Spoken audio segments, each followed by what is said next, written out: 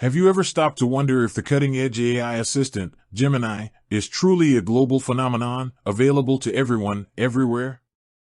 Or are there invisible digital borders that dictate where this powerful tool can and cannot be used?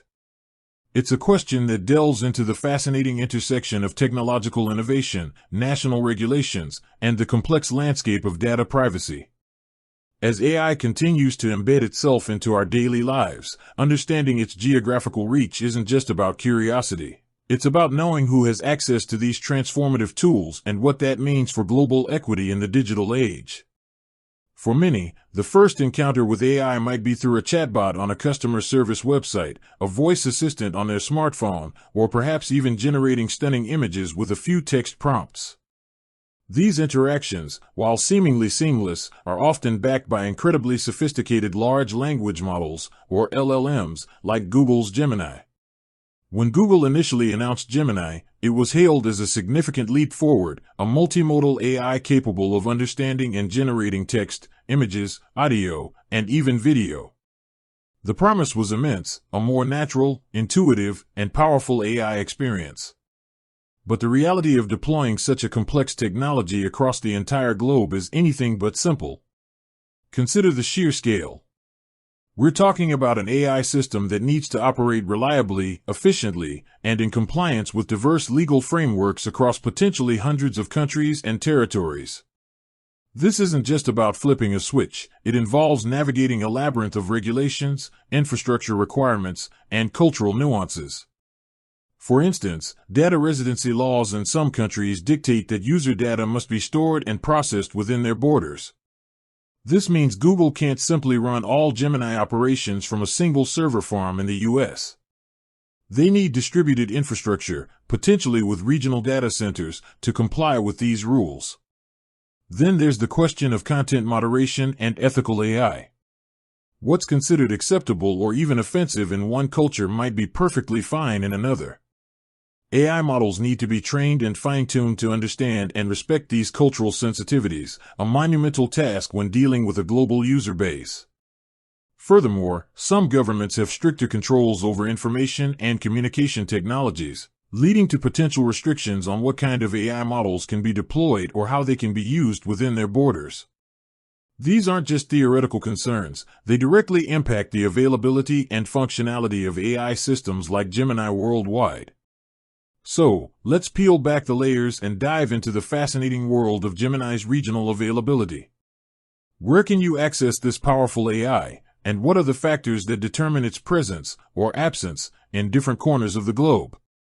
We're going to explore how Google is navigating these complexities, country by country, continent by continent, to bring Gemini to as many users as possible. North America, a stronghold of availability. Unsurprisingly, North America, particularly the United States and Canada, has been a primary focus for Gemini's rollout.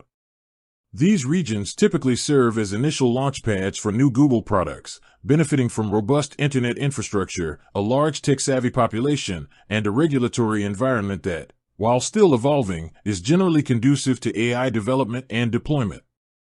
Mexico and the Caribbean nations like the Bahamas, Bermuda, British Virgin Islands, Cayman Islands, Costa Rica, Dominican Republic, El Salvador, Guatemala, Jamaica, Panama, Puerto Rico, St. Lucia, St. Vincent and Grenadine, and U.S. Virgin Islands also generally have good access to Gemini, reflecting Google's efforts to expand its services across the continent.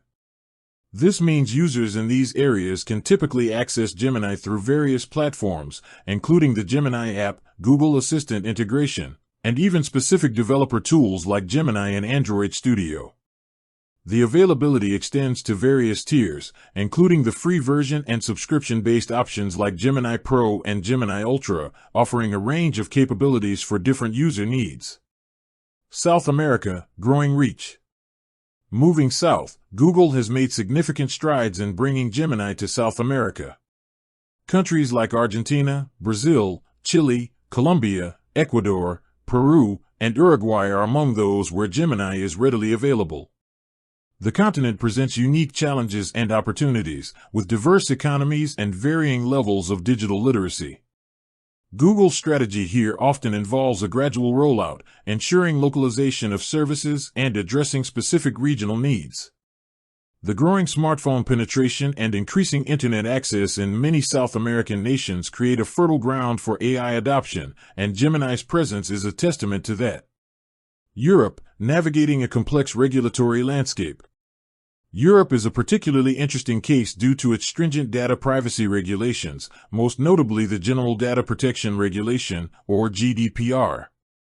This has a direct impact on how AI models like Gemini collect, process, and store user data.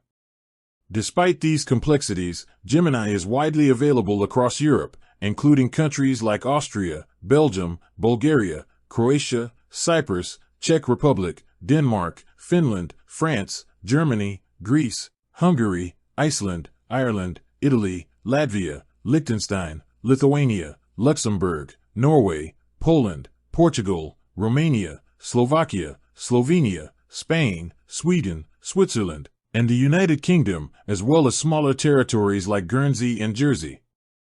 Google has invested heavily in ensuring compliance with GDPR and other local regulations, often by establishing data centers within the EU to meet data residency requirements.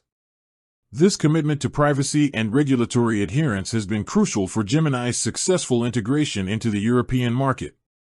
With that said, thanks for watching, and until next time.